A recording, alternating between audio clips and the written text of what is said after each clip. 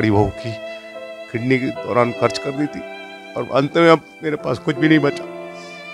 इसलिए इस स्थिति में मैं चाहता हूँ कि इसका इलाज अगर कोई भी स्वस्थ संस्थाएं करवाए, शासन करवाए, जो भी करवाए, मैं उनका आभार मानूंगा। धन्यवाद।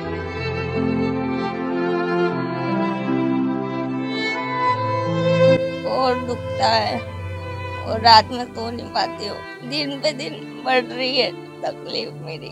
अच्छा होना जल्दी से जल्दी।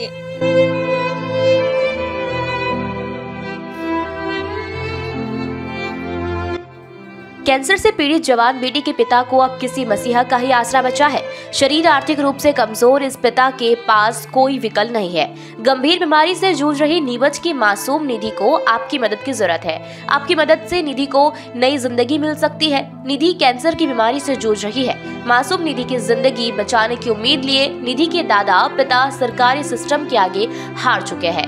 अब उन्हें आस नीमच की जनता से है। निधि 10वीं क्लास की होनहार छात्रा है।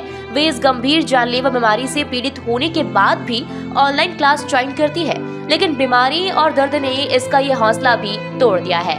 वहीं परिवार का कहना है कि निधि के इलाज के लिए जनप्रतिनिधियों के यहाँ भी चक्कर काट चुके हैं, पर कोई खास मदद नहीं मिली है। निधि के परिवार की माने तो वह इस मामले को लेकर सरकारी सिस्टम के सभी दरवाजे खटखटा चुकी है, लेकिन वहाँ से भी निराशा के अलावा कुछ हाथ नहीं लगा। निधि के दादा रोते रोते कहते हैं कि माँ पहले ही दुनिया को अलविदा कह चुकी है। जितना रुपया था वह सभी इलाज में लगा दिया, अब कुछ नहीं बचा। अब इसका इलाज कराना संभव नहीं हो पा रहा है। इस गरीब दुखियारे की फरियाद कोई सुन ले और बेटी के इलाज में मदद करे। उसकी बूढ़ी आंखें मदद की आस लगा रही है। निधि को तिल तिल मरते देख पाना मुश्किल हो रहा है। नमस्कार दोस्तों, मैं हूं आपके साथ मुश्ताक अली शाह और आप देख रहे हैं वॉइस ऑफ एमपी। शासन की योजना परियोजना का यूं तो शासन प्रशासन लाख दावे कर ले, लेकिन धरातल पे कुछ और ही नज़र आता है। हम अगर आयुष्मान कार्ड की बात करें या हम अगर बीपीएल कार्ड की बात करें, शासन ने कई योजनाओं का लाभ लोगों को दिया है, लेकिन एक ऐसा परिवार मेरे साथ बैठा है जिनका शासन की योजनाओं का कोई लाभ नहीं मिल पा रहा है। करीब 2 वर्षों से जो है वो अपनी बेटी 14 वर्षीय बेटी के लिए दर दर भटकने को मजबूर हैं। शासन प्रशासन जनप्रतिनिधियों से कई लोगों पे दर दर जाके उन्होंने गुहार लगा ली, लेकिन उनकी मदद करने वाला अभी कोई तैयार नहीं है। जी हाँ, इस वक्त हम बैठे हैं विकास नगर में, जहाँ पर एक वर्मा परिवार की 10वीं क्लास में पढ़ने वाली एक मासूम लड़की निधि, जो कि पिछले 3 वर्षों से कैंसर से लड़ाई की जंग लड़ रही है, लेकिन उसके इलाज के लिए परिवार तो असमर्थ ही है, लेकिन शासन प्रशासन पूरी तरह से जो है उनकी किसी भी योजना का लाभ उनको नहीं मिल पा रहा है। अगर हम आयुष्मान कार्ड की बात करें तो आयुष्मान कार्ड में जो शासन ने जो बीमारियों के इलाज के लिए कहा है वो इलाज पूरी तरह निःशर्त है। कैंसर जैसी कोई बीमारी का इलाज आयुष्मान कार्ड में नहीं होता है। बात करेंगे हम उनसे, उनके परिवार से, किस तरह से जो है वो लोग परेशान हो रहे हैं। पिछले 3 साल से किस तरह की जंग अपनी बेटी के लिए वो लड़ रहे हैं। दादा दादी पोती चाची जो जिस हालात में हैं, अब उनसे बात करते हैं, क्या कहना उनका।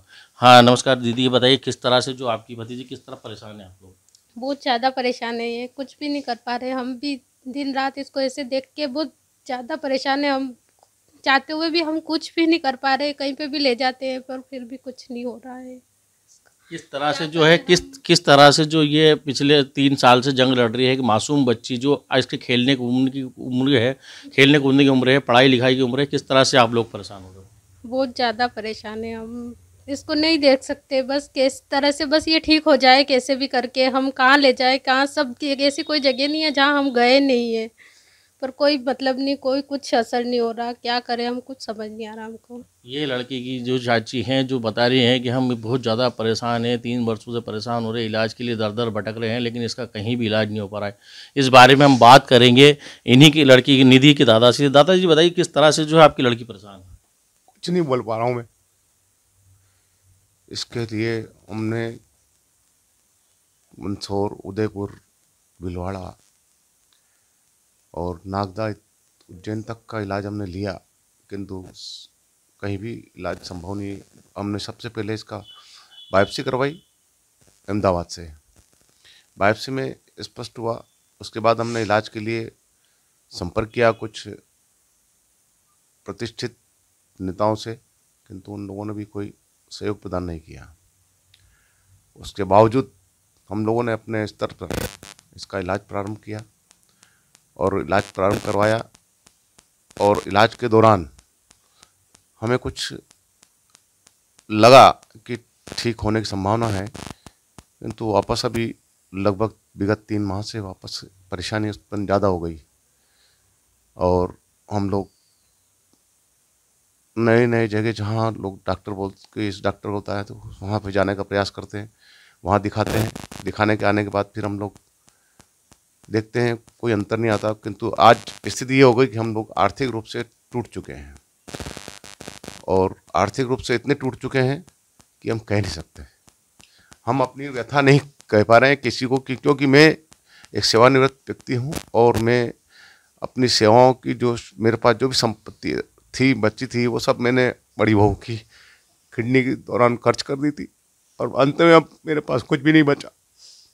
इसलिए इस स्थिति में मैं चाहता हूँ कि इसका इलाज अगर कोई भी संस्थाएं करवाए, शासन करवाए, जो भी करवाए, मैं उनका आभार मानूंगा। धन्यवाद। ये थे निधि के दादाजी, जिन्होंने बताया कि उन्होंने इलाज में अपनी बच्ची के लिए कोई कसर नहीं छोड़ी, लेकिन बावजूद उसके जो है निधि अभी तक पूरी तरह से स्वस्थ नहीं हो पा रही, उसको इलाज नहीं मिल पा रहा है। आर्थिक स्थिति पूरी तरह से कमज़ोर हो चुकी है। इनका कमाने का एकमात्र सारा जो निधि के पिता हैं और निधि के चाचा हैं, जो वो दोनों करते हैं, इतना कमा पाते हैं कि घर परिवार चला सके। इलाज के लिए इतना समर्थ नहीं है कि जिस तरह से लड़की के इलाज के लिए, निधि के लिए जिस तरह से ये मजबूर हो रहे, दर दर भटक रहे हैं।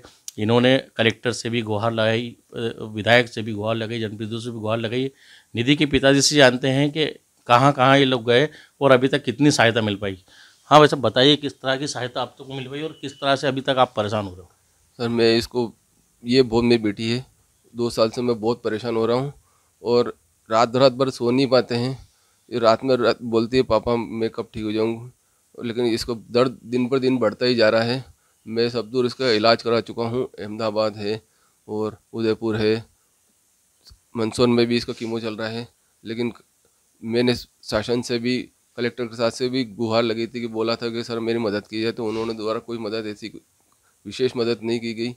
बस आश्वासन दे दिएगा कि हम जो होगा हमारी करेंगे, लेकिन कोई अच्छी व्यवस्था ढंग से नहीं की गई। मैं CHO मैडम के पास में भी गया था, उन्होंने भी मेरे ऐसे कोई विशेष सहायता नहीं करी। बस और मैं बहुत परेशान हूँ, और जहाँ मेरी कहना है कि जो भी है संस्था है, जो भी है, मेरी बेटी के लिए मदद करे ताकि ये थोड़ी स्वस्थ हो जाए। बस इतना कहना चाहूँगा मैं।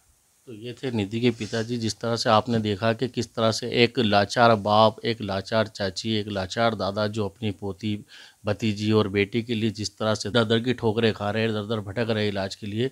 तो मैं चाहूँगा वाइस MP की पूरे परिवार की टीम आपसे अपील करना चाहती है कि निधि के लिए मदद के हाथ उठाएं, उसके इलाज के लिए जो है उसकी मदद करें। और निधि से भी बात करेंगे हम कि निधि की किस तरह से परेशान है, पढ़ाई लिखाई में क्या कहना है। निधि, बताइए किस तरह से पढ़ाई चल रही है आपकी? ऑनलाइन क्लासेस करती हूँ और ऑनलाइन एग्ज़ाम देती हूँ, बाकी स्कूल नहीं जा पाते हो। और क्या परेशानी होती है आपको? और दुखता है, और रात में सो नहीं पाती हूँ, और पूरे टाइम दुखता रहता है, और यहाँ पे पूरा सुन हो गया, बैठ नहीं पाती हूँ, और चलने में भी प्रॉब्लम आ रही है। अब दिन पे दिन बढ़ रही है तकलीफ मेरी। तो आप क्या अपील करना चाहती हो? मेरे को अच्छा होना है जल्दी से जल्दी। तो ये थी एक मासूम बच्ची की लोगों से अपील कि उसको अच्छा होना है, उसको भी लोगों की तरह खेलना है, उसको भी पढ़ाई करना है। एक बेटी जो लड़ाई लड़ सकती है, उसको वो भी पूरी तरह से खड़ी होना चाहती है।